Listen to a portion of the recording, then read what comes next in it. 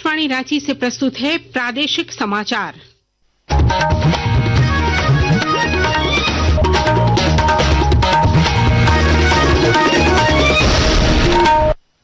नमस्कार, प्रादेशिक समाचारों के साथ मैं नीलम कुमार। पहले मुख्य समाचार।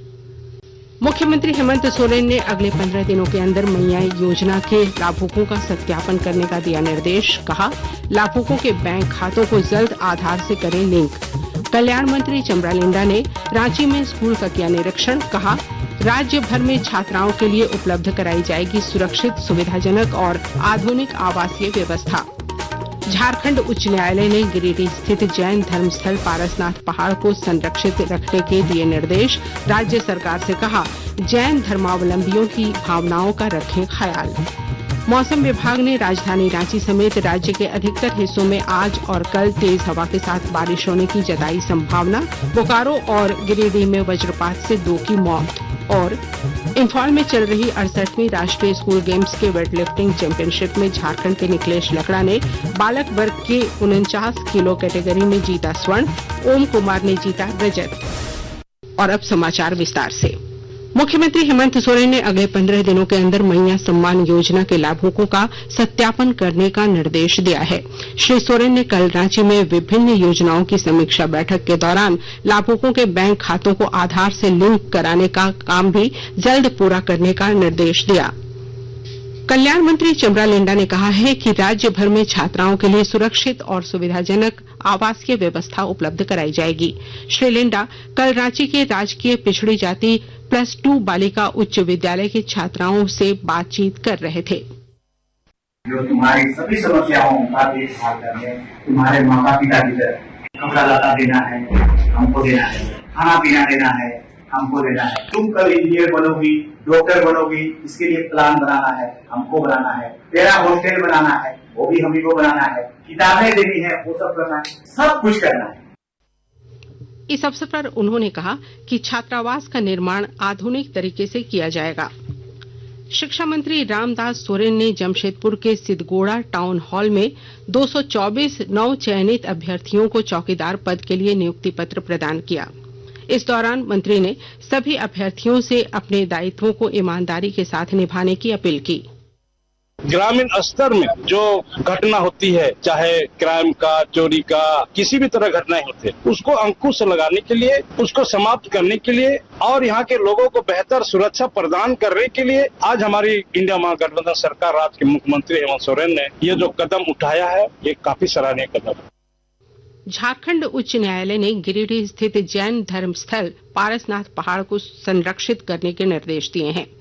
अदालत ने कल एक जनहित याचिका की सुनवाई करते हुए राज्य सरकार को निर्देश दिया कि पारसनाथ पहाड़ को जैन धर्मावलंबियों की भावनाओं के अनुरूप रखा जाए। 24वें और अंतिम जैन तीर्थंकर भगवान महावीर जयंती आज झारखंड समेत देश भर में मनाई जा रही है। भगवान महावीर के अनुयायी आज के दिन प्रार्थनाओं का मंत्रोच्चार तथा प्रसाद वितरण करते हैं। इस दिन शोभा यात्रा भी निकाली जाती है।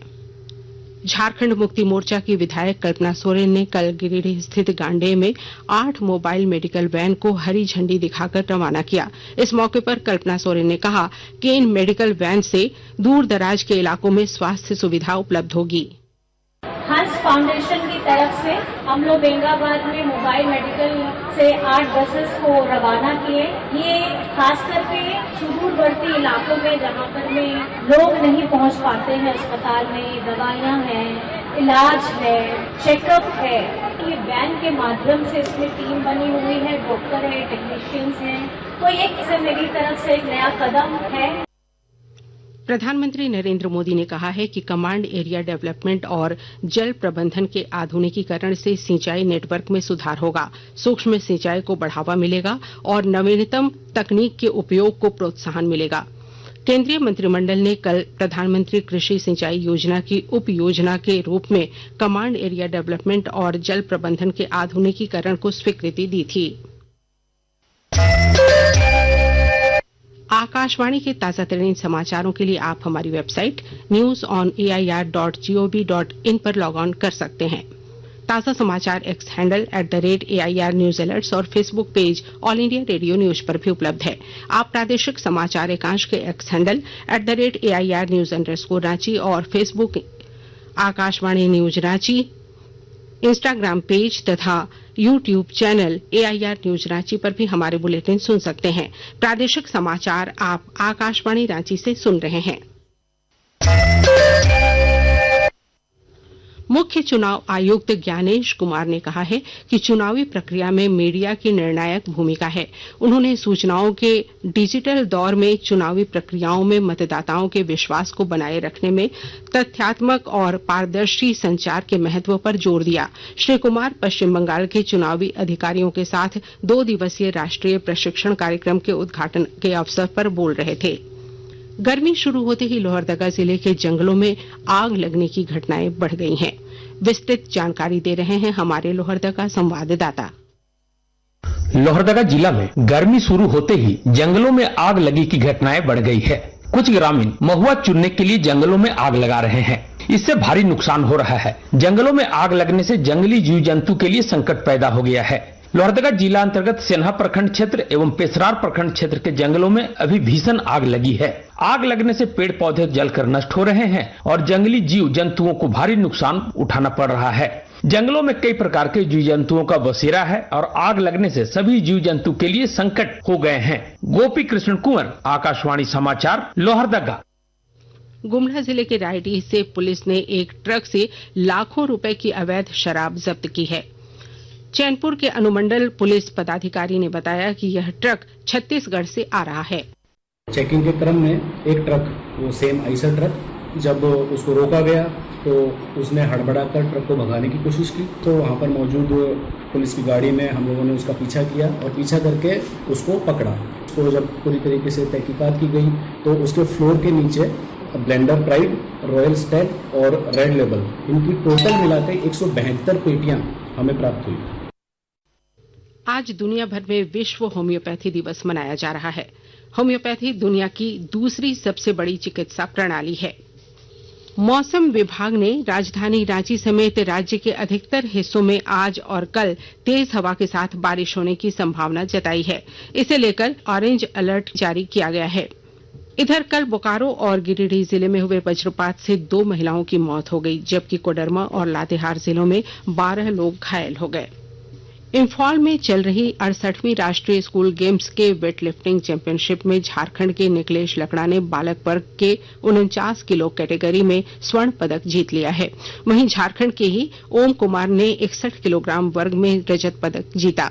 इधर झारखंड की प्रियंका लूथरा को भारतीय महिला अंडर 19 क्रिकेट प्रशिक्षण शिविर में आमंत्रित किया गया है। और अब अखबारों की सुर्खियां।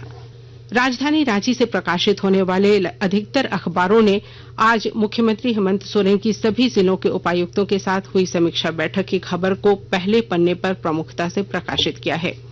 प्रभात खबर ने लिखा है, हाई स्कूल और प्लस 2 शिक्षकों का होगा अब एक कैडर। स्कूली शिक्षा और साक्षरता विभाग तैयार कर रहा है नियमावली। दैनिक भास्कर की लीड खबर है, झारखंड में नई उत्पाद नीति का ड्राफ्ट तैयार, फिर निजी हाथों में जाएगी शराब की खुदरा दुकानें। हिंदुस्तान ने स्वच्छ भारत मिशन में हुई अनियमितता के बाद अभियंता के निलंबन की खबर को पहले पेज पर प्रकाशित किया है। दैनिक जागरण लिखता है, अनुशासनहीनता और विद्यालय प्रबंधन के विरुद्ध कार्य करने के आरोप में नेतरहाट आवासीय विद्यालय के 3 शिक्षक निलंबित। अंग्रेजी अखबार टाइम्स ऑफ इंडिया ने एसआईटी की उस रिपोर्ट को पहले पेज पर प्रकाशित किया है जिसमें एजेंसी को जांच के दौरान झारखंड स्नातक स्तरीय परीक्षा में पेपर लीक के कोई सबूत नहीं मिले। और अब अंत में मुख्य समाचार एक बार फिर। मुख्यमंत्री हेमंत सोरेन ने अगले 15 दिनों के अंदर मैया योजना के लाभुकों का सत्यापन करने का दिया निर्देश। कहा, लाभुकों के बैंक खातों को जल्द आधार से करें लिंक।